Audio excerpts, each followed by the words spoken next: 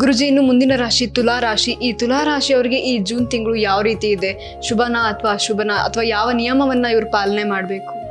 ತುಲಾ ರಾಶಿನವರಿಗೆ ಪಂಚಮ ಶನಿ ಮುಗಿದಿದೆ.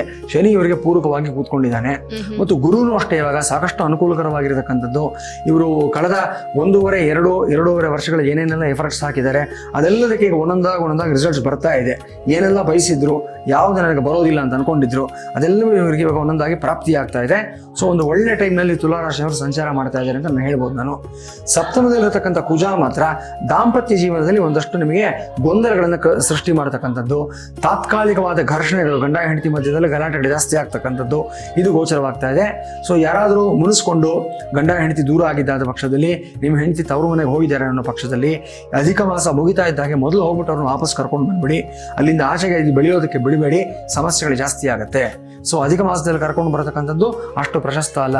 ನಿಜ ಜ್ಯೇಷ್ಠ ಅಂದರೆ 15 ದಿನಗಳ ಕಾಲ ಬಿಟ್ಬಿಡಿ, ಅವ್ರಿಗೂ ಏನೋ ವೆಕೇಶನ್ ಥರ ಹೋಗಿದ್ದಾರೆ ಅಂತ ಅನ್ಕೊಂಡು ಸ್ವಲ್ಪ ಮೈಂಡ್ ಚೇಂಜ್ ಆಗಲಿ.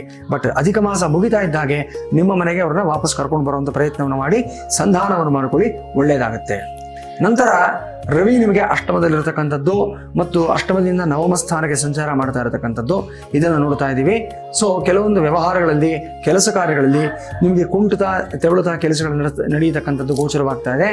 ಕೆಲವೊಂದು ವ್ಯಕ್ತಿಗಳಿಗೆ ಯಾರ್ಯಾರು ಸ್ವಲ್ಪ ಈ ಒಂದು ಬಿಸ್ನೆಸ್ ಬಿಲ್ಡಿಂಗ್ ಆಗಿರ್ಬೋದು ಅಥವಾ ಲೆಕ್ಕಾಚಾರಗಳನ್ನು ಸ್ವಲ್ಪ ವ್ಯತ್ಯಾಸಗಳು ಮಾಡಿಕೊಂಡು ಏನೋ ಒಂದು ಅಕ್ರಮವಾದಂಥ ಲೆಕ್ಕಾಚಾರಗಳನ್ನ ಯಾರು ಮೇಂಟೈನ್ ಮಾಡಿರ್ತೀರ ಆ ಥರದವರಿಗೆ ಕಾನೂನಿನಿಂದ ಸಮಸ್ಯೆ ಆಗತಕ್ಕಂಥ ಸಾಧ್ಯತೆ ಇದೆ. ಸ್ವಲ್ಪ ಕೇರ್ಫುಲ್ ಆಗಿರಿ.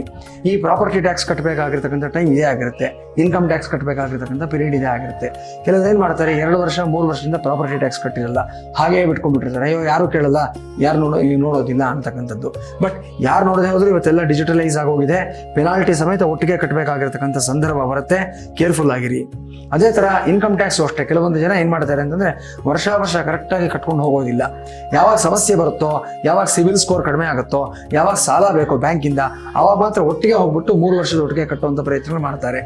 ಆ ಥರ ಯಾರ್ಯಾರಿಗೆ ಅಭ್ಯಾಸ ಇರುತ್ತೆ ಆ ವ್ಯಕ್ತಿಗಳು, ಪರ್ಟಿಕ್ಯುಲರ್ಲಿ ತುಲಾ ರಾಶಿನವರು ಸ್ವಲ್ಪ ಕೇರ್ಫುಲ್ ಆಗಿರಬೇಕು.